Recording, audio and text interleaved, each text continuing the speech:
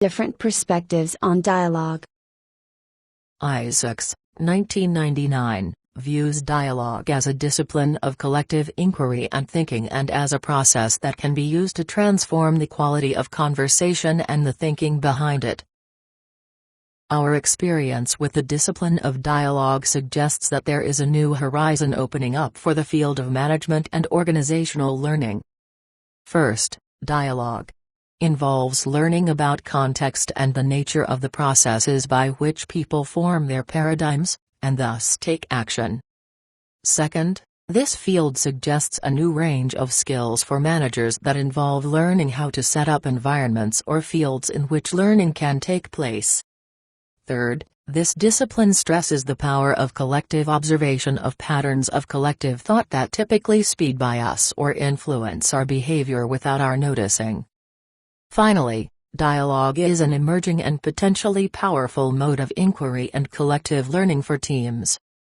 It balances more structured problem-solving approaches with the exploration of fundamental habits of attention and assumption behind traditional problems of thinking. Isaacs, 1999, pages 38 to 39. This brings us to the potential offered by dialogue for learning in organizations. According to Isaacs, 1999, dialogue holds a capacity for managers to realize their thinking patterns and habits while giving them the chance to look deeper into processes and structures of communication and understanding.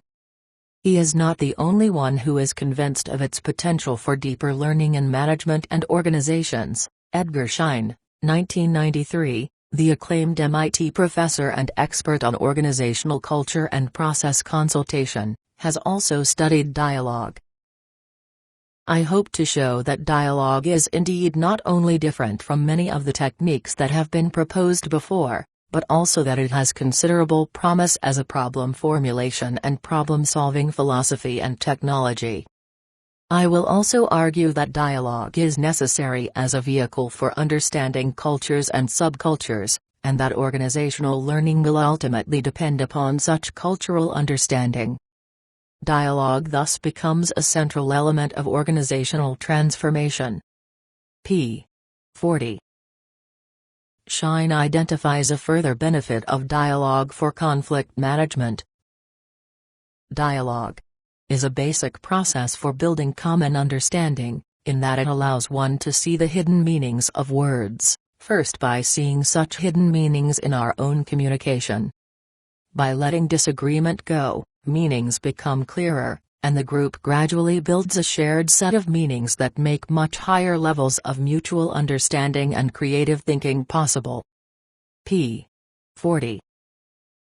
He also refers to Lewin's work on social space back in 1939 and wonders if the latter might be the pioneer of dialogue, since he was the one who researched the meaning of social space, a highly relevant aspect when it comes to understanding dialogue. I am persuaded that there is a social space which has all the essential properties of a real empirical space and deserves as much attention by students of geometry and mathematics as the physical space, although it is not a physical one. The perception of social space and the experimental and conceptual investigation of the dynamics and laws of the processes in social space are of fundamental theoretical and practical importance. p. 7.